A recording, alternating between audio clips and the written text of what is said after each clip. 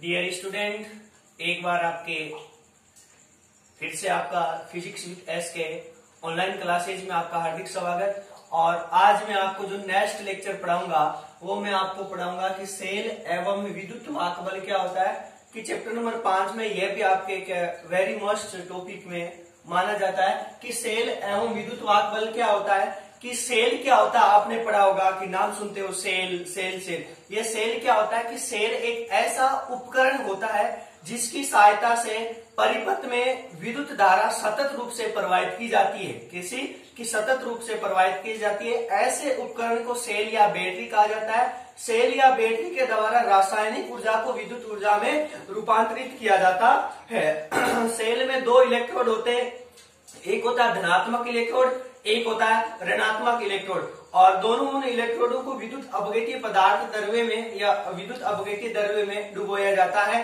और जब उनमें धारा प्रवाहित की जाती है तो धारा हमेशा के धनात्मक इलेक्ट्रोड से ऋणात्मक इलेक्ट्रोड की ओर प्रवाहित होती है। कि जिस इलेक्ट्रोड पर धनावेश होता है उसे धनात्मक इलेक्ट्रोड कहते हैं, और जिस इलेक्ट्रोड पर ऋणात्मक होता है उसे ऋणात्मक इलेक्ट्रोड का धनात्मक इलेक्ट्रोड पी, ऋणात्मक इलेक्ट्रोड एन। तो देखते हैं कि आपके ये ले लिया मैंने विद्युत अपघट्य पदार्थ लिया है। इस विद्युत अपघट्य पदार्थ में आपके द्रव्य भरा गया है, विद्युत अपघट्य पदार्थ है।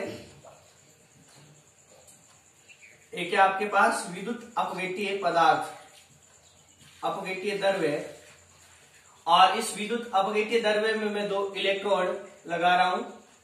इसको नाम दे दिया ए और इसको नाम दे दिया मैंने बी। और ये आपके जो इलेक्ट्रोड हो गया, इस इलेक्ट्रोड को कौन सा इलेक्ट्रोड कहा जाता है। इन इलेक्ट्रोड से क्या कर दिया मैंने फिर वापस आपके एक प्रतिरोध को जोड़ देता हूं। इसको एक प्रतिरोध को मैंने जोड़ दे दिया। इसको P, इसको N कहते हैं। ये धनात्मक इलेक्ट्रोड और ये होता है आपके पास ऋणात्मक इलेक्ट्रोड। क्या होता है कि जब इन इलेक्ट्रॉनों को विद्युत इसमें प्रवाहित कि विद्युत अपघट्य द्रव्य में डुबाया जाता है तो धारा आपकी प्रवाहित होगी। वो धारा होगी आपके I इधर से कि धनात्मक इलेक्ट्रोड से ऋणात्मक इलेक्ट्रोड की ओर प्रवाहित होती है। लेकिन अब इसी डायग्राम से एक आपके होता है, नाम आता है आपके आंतरिक प्रतिरोध, जिसे R स्मॉल r से प्रदर्शित किया जाता है, जिसका मात्रक तो आपके पास ओम ही होता है, आंतरिक प्रतिरोध। अब ये आंतरिक प्रतिरोध क्या होता है कि विद्युत अपघट्य पदार्थ में अब इसके पास आयन तो होंगे, मतलब किस प्रकार का होता है, NaCl हो सकता है तो NaCl होता है। तो विद्युत अपघट्य पदार्थ के आयनों द्वारा विद्युत धारा के मार्ग में, कि विद्युत अपघट्य पदार्थ के आयनों द्वारा विद्युत धारा के मार्ग में उत्पन्न अवरोध को ही क्या बोला जाता है, आंतरिक प्रतिरोध कहा जाता है। आंतरिक प्रतिरोध को स्मॉल r से प्रदर्शित किया जाता है। इसका सूत्र अभी नेक्स्ट देखेंगे। आंतरिक प्रतिरोध को स्मॉल r से प्रदर्शित किया जाता है। और जो इसका आपका जो मात्रक होता है वो मात्रक क्या होता है, ओम ही होता है। कि आप लिख सकते हो कि आदर्श सेल का आंतरिक प्रतिरोध होता है वो क्या होता है आपके पास, शून्य होता है। आदर्श सेल का जो आंतरिक प्रतिरोध होता है वो क्या होता है, शून्य होता है। जैसे आदर्श द्रव्य भी पड़ा होगा, जैसे आदर्श एक सेल होता है, आदर्श सेल का आंतरिक प्रतिरोध शून्य होता है। लेकिन एक निश्चित है सेल के लिए आंतरिक प्रतिरोध का मान अलग अलग होता है। तो समझ में हो गया आंतरिक प्रतिरोध क्या होता है, सेल क्या होता है। अब देखते हैं विद्युत वाहक बल क्या होता है। कि देखो विद्युत वाहक बल वास्तव में एक विद्युत वाहक बल एक टर्मिनल वोल्टा भी आएगी कि जो विद्युत वाहक बल और ये टर्मिनल वोल्टा है वो वास्तव में विभवांतरी है। क्या है, वास्तव में विभवांतरी है। लेकिन विद्युत वाहक बल और टर्मिनल वोल्टा में सिर्फ अंतर यही रहेगा, इस अंतर को आपको देखना है। इस अंतर का बहुत ही बड़ा उद्देश्य रहेगा, इस अंतर के माध्यम से आप परिभाषा बहुत ही आसानी से। तो विद्युत वाहक बल क्या होता है कि जब परिपथ खुली अवस्था में हो। अब देखते हैं, इसका एक प्रतिरोध जोड़ा मैंने और ये आपके बेड सेल जोड़ दिया और यह आपके कुंजी के ये कौन सी अवस्था में, ऑफ यानी खुली अवस्था में। ऑफ का मतलब क्या, खुली अवस्था का मतलब ये रहेगा कि परिपथ में किसी भी प्रकार की कोई धारा प्रवाहित नहीं हो सकती, उसे खुली अवस्था या उसे ओप अवस्था कहते हैं। कि बैटरी या सेल जब परिपथ खुली अवस्था में हो, कि जब परिपथ खुली अवस्था में हो तो अर्थात बैटरी या सेल द्वारा की विद्युत परिपथ में कोई भी धारा प्रवाहित नहीं होती है। ये तो पता होगा आपको कि कोई भी धारा प्रवाहित नहीं होती है तो उस कारण से कोई भी धारा प्रवाहित नहीं होती है तो उस कारण से धारा प्रवाहित नहीं होने के कारण बैटरी के सिरों पर उत्पन्न विभवांतर को ही क्या बोला जाता है? उत्पन्न विभवांतर को ही क्या बोला जाता है? विद्युत वाहक बल बोला जाता है। विद्युत वाहक बल को ई से प्रदर्शित किया जाता है। इसे प्रदर्शित किया जाता है, इसे प्रदर्शित किया जाता है। और विद्युत वाहक बल का जो मात्रक होता है वो क्या होता है भाई लोगों? वोल्ट होता है। क्या होता है? जो विद्युत वाहक बल का जो मात्रक होता है वो क्या होता है? आपके पास वोल्ट होता है। जब परिपथ खुली अवस्था में हो अर्थात बैटरी या सेल द्वारा परिपथ में कोई धारा प्रवाहित धारा गमन नहीं कर रही हो, उस अवस्था में सेल के सिरों पर उत्पन्न विभवांतर को ही क्या बोला जाता है? विद्युत वाहक बल बोला जाता है। और एक होता है आपके टर्मिनल वोल्टता। अब टर्मिनल वोल्टता क्या रहेगी कि टर्मिनल वोल्टता में आपके रह जाएंगे कि अब यही आपके परिपथ मान लिया। अब इस परिपथ को मैंने क्या कर दिया? ऑन कर दिया। क्या कर दिया मैंने? ऑन, मतलब धारा गमन करने लगी। धारा प्लस है माइनस की ओर प्रवाहित होने लगी। आगे बात समझ में? तो जब परिपथ बंद अवस्था में हो, ये परिपथ कौन सी अवस्था में हो गया? बंद अवस्था में। कि जब परिपथ बंद अवस्था में हो तो उस अवस्था में सेल के सिरों पर उत्पन्न विभवांतर को क्या बोला जाता है? टर्मिनल वोल्टता कहा जाता है। क्या बोला जाता है? टर्मिनल वोल्टता कहा जाता है। टर्मिनल वोल्टता को V से प्रदर्शित किया जाता है और इसका मात्रक भी क्या होता है? वोल्ट होता है। विद्युत वाहक बल को E से, टर्मिनल वोल्टता को V से। तो आगे होगी समझ में परिभाषा कि इसमें अंतर पूछा जाता है। 1 नंबर का क्वेश्चन पूछा जाता है कि विद्युत वाहक बल और टर्मिनल वोल्टता में अंतर बताइए। तो टर्मिनल वोल्टता क्या होता है कि किसी जब परिपथ बंद अवस्था में हो अर्थात बैटरी से परिपथ में धारा का गमन सतत रूप से हो रहा हो तो उस अवस्था में बैटरी या सेल के सिरों पर उत्पन्न विभवांतर को क्या बोला जाता है? टर्मिनल वोल्टता कहा जाता है। अब आपको पता होना चाहिए कि टर्मिनल जो वोल्टता का मान होता है वो आवेशन स्थिति में, कौन सी स्थिति में?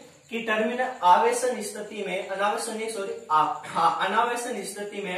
अनावेशन स्थिति में जो टर्मिनल वोल्टता का जो मान होता है, जो टर्मिनल वोल्टता का जो मान होता है वो विद्युत वाहक बल से कम होता है। कब किसे कम होता है? कि विद्युत वाहक बल से, मतलब जो टर्मिनल वोल्टता का मान रहेगा वो विद्युत वाहक बल से क्या रहेगा? E माइनस के R।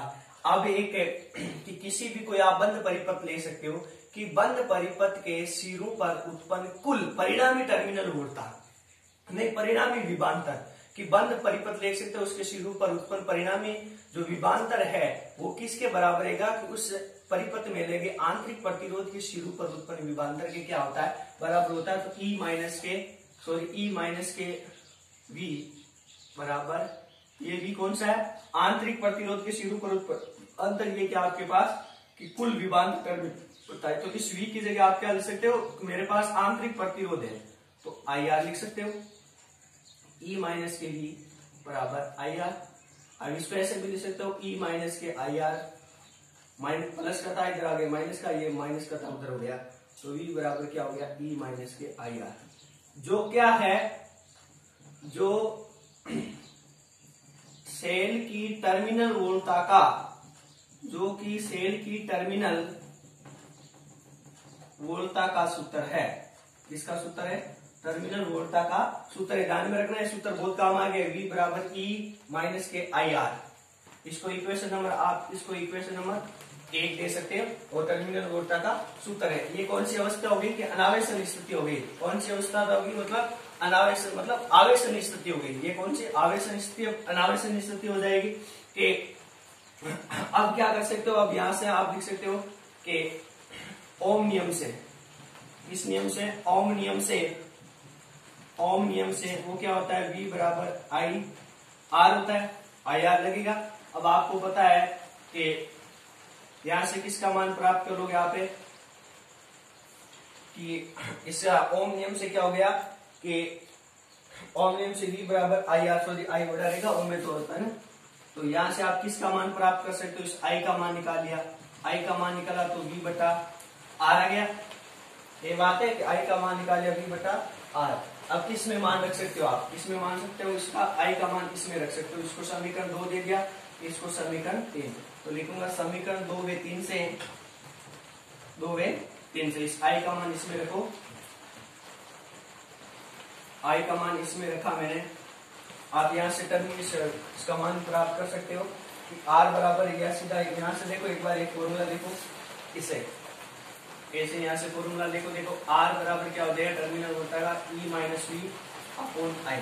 अब इसमें रख दो, सीधा रख दो, इसमें रखा मान ये, तो क्या प्राप्त हो जाएगा, समीकरण को इसको छोड़ दो एक बार, तो R बराबर क्या हो जाएगा, E minus V upon I की जगह मान रख दिया V, और ये ऊपर चला जाएगा अपना, क्या हो गया R।